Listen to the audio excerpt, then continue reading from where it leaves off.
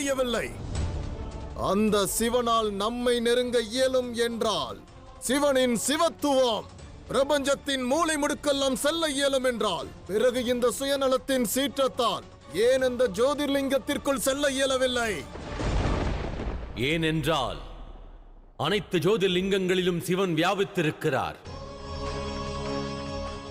மகாதேவர் எங்கு உள்ளாரோ அங்கு சுயநலம், அதனுடைய சீற்றம் நெருங்கிடுவது இயலாத ஒன்று.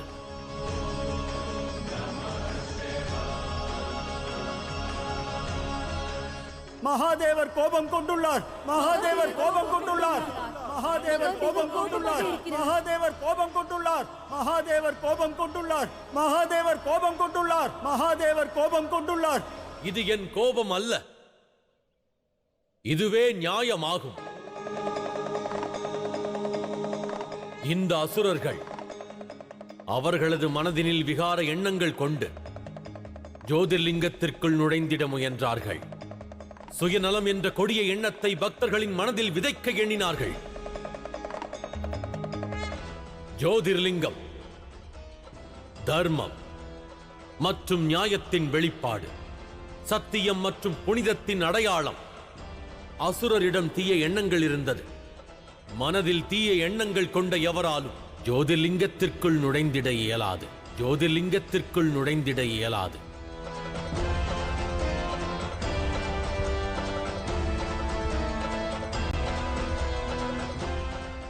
நினைவிருக்கட்டும், பூஜை நடக்கும் இடத்தில், தர்மம் உள்ள ஸ்தலத்தில் தூய மனம் கொண்டு மெய்யான பக்தி கொண்டே நுழைந்திட வேண்டும்.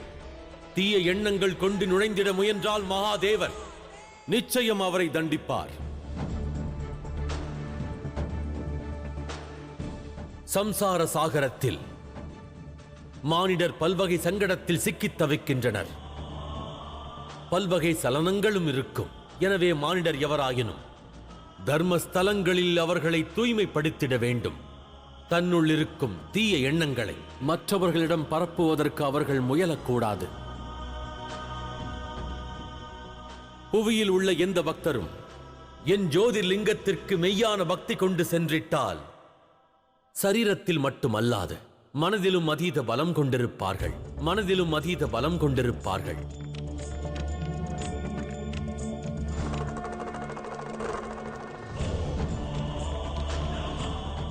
இந்த வேதனையை பொறுக்க முடியவில்லை மகாதேவா, எங்களை காப்பாற்றுங்கள் மகாதேவா. இந்த வேதனையிலிருந்து எங்களுக்கு முக்தி தாருங்கள் பிரபு. எங்களுக்கு அருள் புரியுங்கள் மகாதேவா.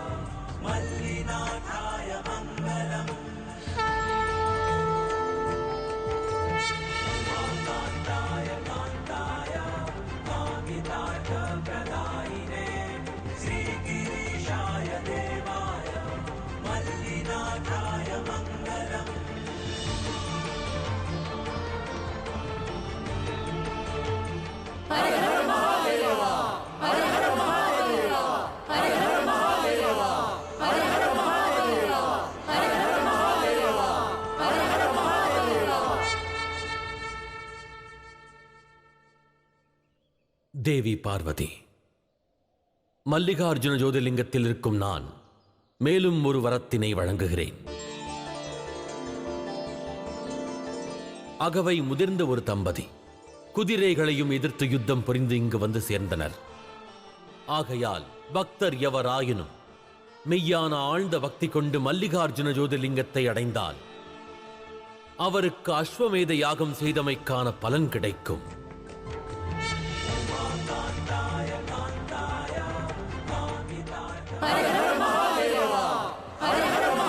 ஹர ஹர மகாதேவா.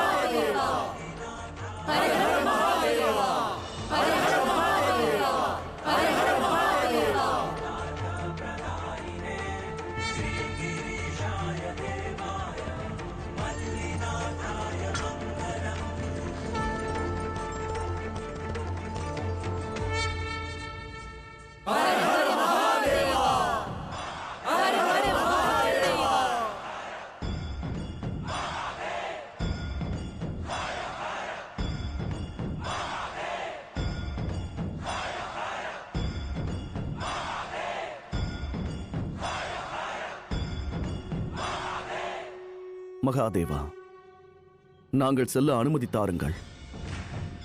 இப்பயணம் சிவத்துவத்தை பற்றினது மட்டுமல்ல, தனித்துவத்தை பற்றினதும் தேவி பார்வதியின் பல வினாவிற்கானதும் கூட.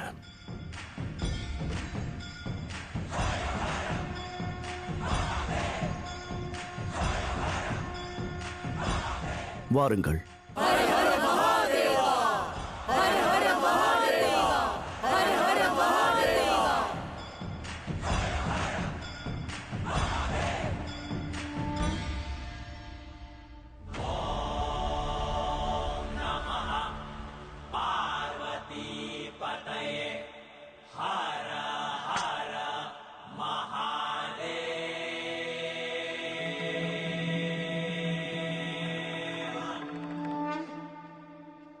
தேவி பார்வதி மீண்டும் ஒருமுறை தங்களை இவ்வாறு பிரிவதற்கு, தங்களை விட கடமைக்கே முக்கியத்துவம் வழங்குவதற்கு மன்னிப்பு கோருகிறேன் தேவி. எனினும் இப்பயணத்தினில் ஒன்றை அறிந்திருப்பீர்கள். அண்ட சராசரத்தில் பல துயரங்கள் உண்டு, பல வேதனைகளும் உண்டு. மானிடர் வாழ்வில் என் தேவை என்னவென்று அறிந்திருப்பீர்கள். ஆனால் என் வேதனை, எனது துயரம், எனது அவசியம், அது மகத்துவம் இல்லையா? தாங்கள் என்னுடன் வரும் வரை இப்பயணத்தை தொடர்வேன். தாங்கள் எனக்கு முழுமையாக கிடைக்கும் வரை நான் இதை தொடர்வேன். ஆனால் இன்று நான் வெறும் கையுடன் இங்கிருந்து செல்ல மாட்டேன். என்னால் தங்களுடன் வர இயலாது தேவி பார்வதி.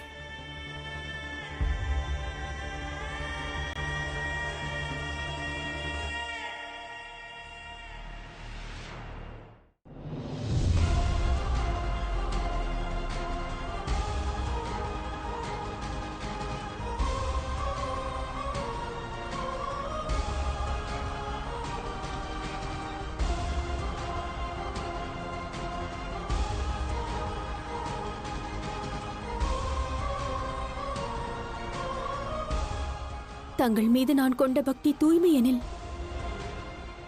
எனது பதிவிரதா தர்மமானது களங்கமற்றது எனில், இன்று நான் எனது கணவரை இங்கிருந்து நிச்சயம் அழைத்து செல்வேன், நிச்சயம் அழைத்து செல்வேன்.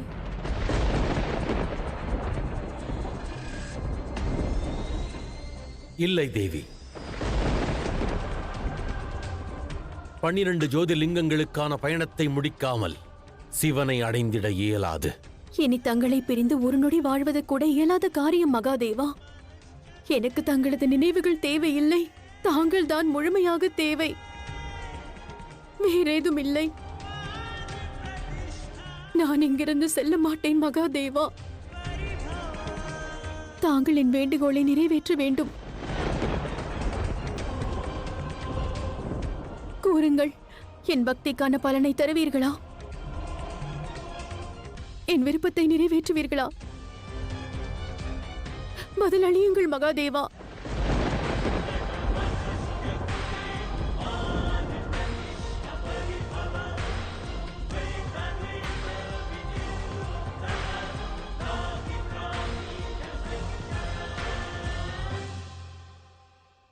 அன்பென்ற ஆயுதம் கொண்டு தேவி பார்வதி சிவனை தாக்கியிருக்கின்றார்கள்.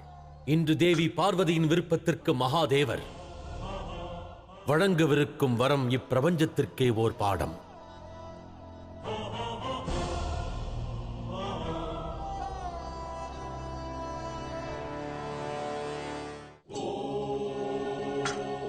சிவசக்தி கதையின் அனைத்து தருணங்களும் சம்பவங்களும் அண்ட சராசரத்திற்கே ஓர் பாடமாக அமைந்திடும். எனவேதான் சிவசக்தியின் இக்காதல் கதை பேரன்பின் அடையாளமாக தோன்றுகிறது, சரணாகதியின் சிகரமாகவும் கருதப்படுகிறது. இவ்வையகம் ஒன்றை உணர்ந்தாக வேண்டும். எத்தகைய அளவில் ஒருவரின் காதல் தன்னலமற்றிருக்கிறதோ அவ்வாறே அக்காதலின் பந்தம் என்றுமே ஜெயம் கொண்டேதான் இருக்கும். பதிலளியுங்கள். எனக்கு வரம் தருவீர்களா? என்னுடன் வருவீர்களா?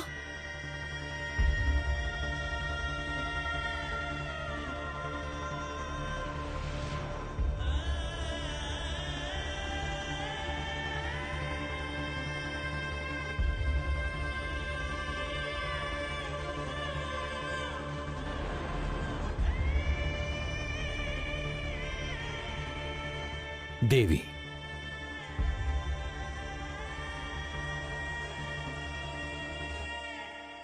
என்னால் தங்களுடன் வர இயலாது.